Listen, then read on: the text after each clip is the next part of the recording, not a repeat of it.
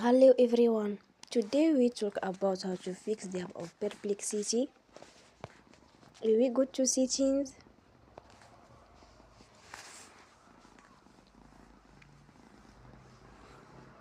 Then we click on apps. After that we search the app Perplexity and we click. Then we will on for stop. After that we go to storage. Then we click on clear cache. In the end, you will turn off your Wi-Fi and you will turn again.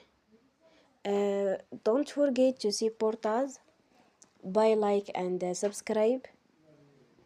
See you next time and thank you for watching.